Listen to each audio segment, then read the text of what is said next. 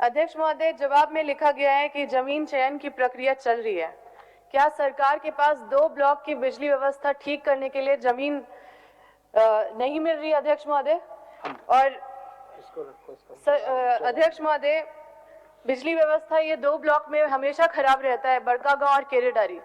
हमने कई बार लिख के दिया है और हमें जवाब ये मिला है कि वो खनन विभाग ले लिया है वो जमीन। तो ये चयन भी हुआ था ये जमीन की नहीं अध्यक्ष महोदय, और ऊपर से बेहतर विद्युत व्यवस्था के लिए 220/33 केवी ग्रिड का सब स्टेशन की जरूरत है, जबकि विभाग द्वारा 123/33 का कार्यादेश दिया गया है। तो इसमें परिवर्तन कराया जाए अध्यक्ष महोदय और समय सीमा निर्धारित किया जाए। और ये अध्यक्ष महोदय, बहुत ही विचित्र सा बात है कि जमीन नहीं मिल रहा है।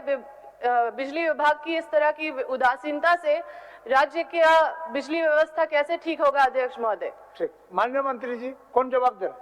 चलिए। अध्यक्ष महोदय, इस मामले में बहुत साफ सुथरा जवाब दिया गया है अध्यक्ष महोदय। इसमें कोई इफ बट की बात ही नहीं है, साधारण सा सरल जवाब है और इसमें कोई छिपाने की बात नहीं है। हजारीबाग के उपायुक्त को निर्देशित किया गया है और हजारीबाग के उपायुक्त के द्वारा जैसे ही हम लोगों को जमीन उपलब्ध करा दी जाएगी तो इसमें जो है ग्रिड बनाने का काम होगा। और जहां तक इनका सवाल है कि 132/33 की बात है, चूंकि उसका जो है हमारे जो विशेषज्ञ हैं उन्होंने इसका मूल्यांकन किया है और मूल्यांकन करने के बाद इस जो वहाँ की जो परिस्थिति है उस हिसाब से ये सारा एस्टीमेट बना है। तो जैसे ही जमीन उपलब्ध होगी तो ग्रिड का काम चालू होगा अध्यक्ष महोदय, इसमें कोई बट है नहीं। अध्यक्ष महोदय, जमीन चयन करने में कितना दिन लगता है अध्यक्ष महोदय? ये तो वर्षों से हो रहा है, 3-4 साल से भी पुराना जमीन चयन प्रक्रिया चल रहा है। और अध्यक्ष महोदय, हमने बोला कि वहाँ बेहतर विद्युत व्यवस्था के लिए 220/33 केवीए सब स्टेशन की जरूरत है। वहाँ पे 123/33 बहुत पहले रिकमेंड किया गया था, उस पे परिवर्तन की जरूरत है अध्यक्ष महोदय, और एक समय सीमा निर्धारण करने की जरूरत है, क्योंकि ये ऐसे ही पेंडिंग रहेगा। हम लोग को अगर विधानसभा में कोई आश्वासन भी मिलता है तो पूरा नहीं होता है अध्यक्ष महोदय। हो गया। इसमें अंतिम का जवाब जो है आपका, अंतिम पैरा का अंतिम जवाब कि हजारीबाग के डीसी को आपने निर्देशित कर दिया है जमीन अन्यत्र चयन करने के लिए। चूंकि वो तो माननीय सदस्य का शंका है कि वो जमीन चयन हुआ है, जमीन चयन होने में अगर विलंब होता है तो प्रोजेक्ट का इम्प्लीमेंटेशन में थोड़ा समय लगेगा।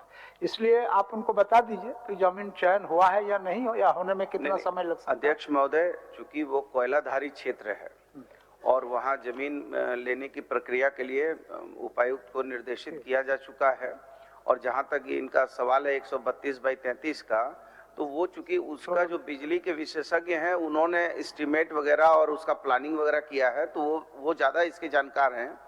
तो मैं समझता हूँ कि यदि इनको उसमें कोई शंका है तो यदि ये चाहती हैं तो हमारे अधिकारियों के साथ एक बार बैठ के डिबेट कर लें, इनको उनकी शंका को हम लोग कर लेंगे। माननीय सदस्य बिजली विभाग ये सलाह लिया है।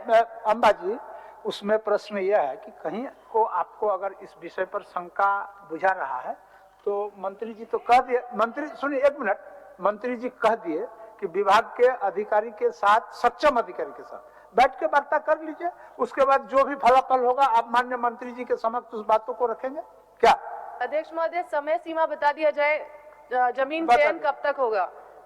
पूरा कोयला क्षेत्र नहीं है अध्यक्ष महोदय, पूरा क्षेत्र में और भी काम होता है, सिर्फ कोयला नहीं निकलता है। बिजली व्यवस्था तो ठीक करना है ना अध्यक्ष महोदय। अध्यक्ष महोदय, हम लोग शीघ्र जो है, हम हमारी छोटी बहन की बात से सहमत है, वहाँ की समस्याएं हैं और एनटीपीसी को वहाँ हम लोग यदि दे देंगे जगह तो वहाँ की व्यवस्था सुधरेगी, इससे हम सहमत हैं और इसी के लिए कार्यादेश भी जारी हो चुका है।